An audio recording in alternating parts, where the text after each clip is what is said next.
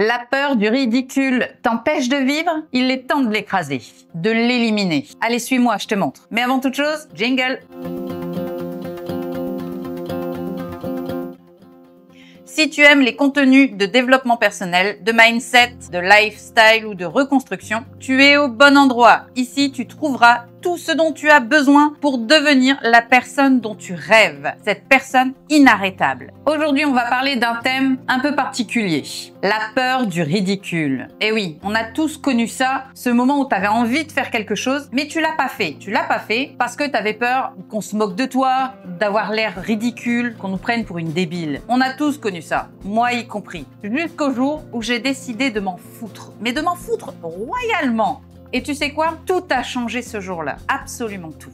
La peur du ridicule, elle est sournoise. Elle s'insinue petit à petit dans notre quotidien jusqu'à prendre toute la place. T'as envie de danser, mais tu restes assise. Bah ouais, t'es pas une pro. T'as envie de dire quelque chose, mais tu te tais. Personne ne sera intéressé par ce que t'as à dire. Toutes ces petites choses, ces appréhensions qu'on peut avoir, nous freinent dans notre élan. Et finalement, cette peur, elle te vole ta vie. Elle vole tout ce dont tu pourrais faire, mais que tu ne fais pas juste par crainte. Et cette crainte-là, elle n'est pas toujours justifiée.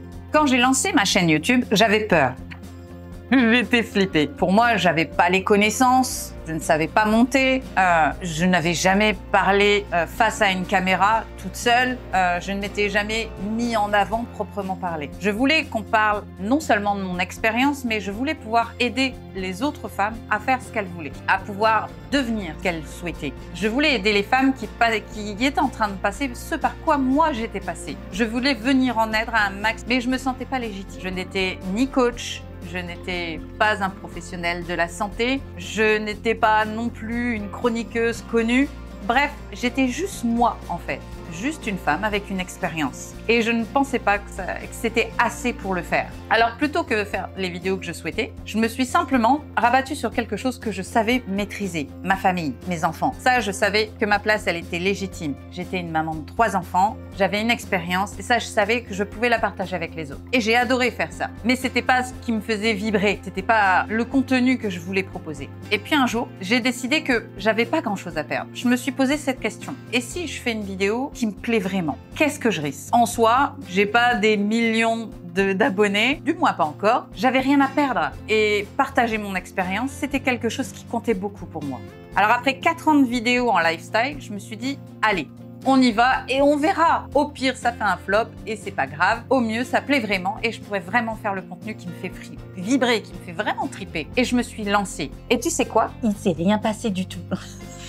Il n'y a pas eu mort d'homme, il n'y a pas eu de tempête, il n'y a pas eu de jugement, il n'y a rien eu. Les gens ont apprécié mes vidéos et au contraire, j'ai commencé à recevoir des messages très encourageants de personnes à qui mon message était passé, qui les avait fait vibrer et qui leur avait donné l'impulsion de se reprendre en main. Et ça, je dois dire, c'est la plus belle récompense qu'on puisse rêver d'avoir quand on crée du contenu sur YouTube ou une autre plateforme. En tant que créateur de contenu, recevoir des messages nous disant que notre vidéo les a boostés, leur a donné l'impulsion de se reprendre en main, ouais, c'est la super récompense. Et je crois qu'il n'y a pas mieux comme récompense pour un créateur de contenu. Et tout ça parce que j'ai dépassé ma peur. J'ai dépassé mes craintes et mes croyances limitantes. Je me suis donné les moyens. Et ça a réussi. Toi aussi, tu peux y arriver. Toi aussi, tu peux dépasser cette crainte et il se passera rien. Au pire, les gens n'aimeront pas, mais toi, t'aimeras ce que tu fais. Et c'est ça le plus important.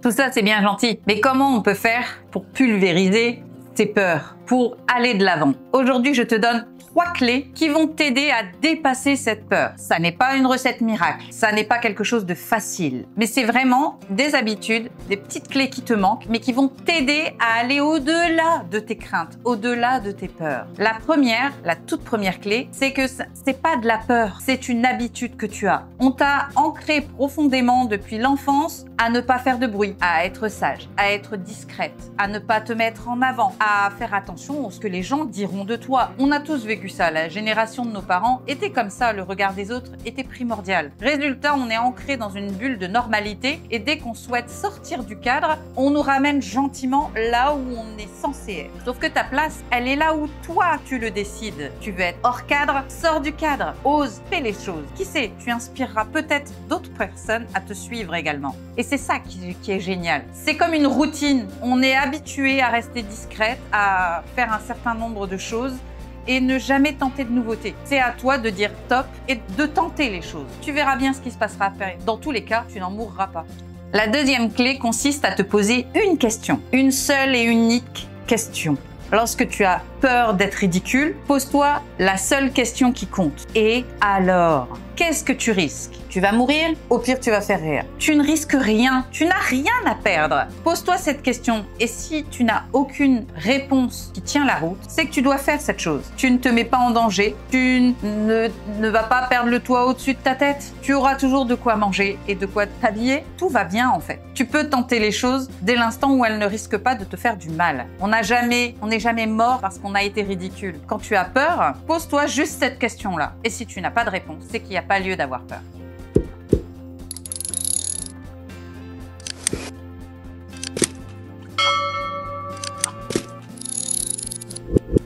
Ma troisième clé, mais c'est à mes yeux la plus importante. Fais-le pour toi et juste pour toi. Quand tu as envie de faire quelque chose, ne le fais pas pour les autres, ne fais pas pour plaire, ne le fais pas pour rentrer dans un cadre ou correspondre à une image aux yeux des personnes qui t'entourent. Fais les choses pour toi et seulement toi, parce que c'est ta vie, c'est pas celle de quelqu'un d'autre et c'est toi qui vas devoir vivre avec. Quitte à faire des erreurs, autant que ça soit les nôtres et non pas les erreurs des autres. Fais les choses uniquement pour toi et tu verras, ça va te faire beaucoup de bien. Rappelle-toi qu'une femme inarrêtable, elle avance, même en tremblant, elle avance. Aujourd'hui, je m'en fous du regard des autres. Parce que ce que je gagne en liberté, en bien-être, en possibilité, c'est tellement supérieur au risque que je peux avoir dans le regard des autres. Tout ce que j'ai gagné en bénéfice sont tellement plus importants que les critiques que je peux recevoir qu'honnêtement, je m'en fous royalement aujourd'hui. Alors oui, c'est pas venu du jour au lendemain. Il y a eu un temps d'adaptation où forcément on a impacté parce que les gens pensent ou la manière dont on est regardé ou jugé. Mais à force d'habitude, tu vas voir la vraie différence. Tout ce que tu vas gagner parce que tu auras osé faire les choses, à côté, toutes les critiques que tu peux recevoir, ça sera tellement infime que franchement, on aurait tort de s'en priver. Pense que en osant faire les choses, tu t'ouvres des possibilités.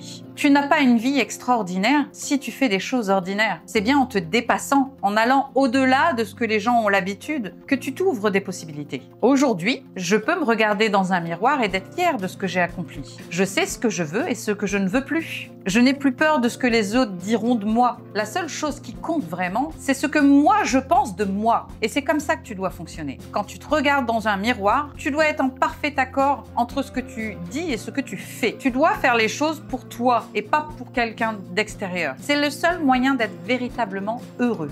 Si ça n'est pas encore fait, je t'invite à t'abonner à la chaîne. Je le rappelle, pour toi c'est gratuit, mais pour nous c'est super important. C'est ce qui nous permet de proposer la chaîne à un plus grand nombre. Donc je compte sur toi et sur ton soutien. N'oublie pas de cliquer sur la petite cloche pour être averti de toutes les nouvelles vidéos en temps réel. Et n'hésite pas à partager cette vidéo parmi tes contacts. Ça pourra aider un grand nombre de personnes et plus tu partages, plus on aide de monde. Et ça c'est plutôt cool. Alors je compte sur toi. Et dis-moi en commentaire la chose que tu n'as jamais osé faire juste par peur du ridicule. Et n'oublie pas, une femme inarrêtable ne demande pas la permission d'exister. Elle existe, elle s'impose. Et quant à moi, ma foi, je te dis à très bientôt dans une prochaine vidéo. Bye!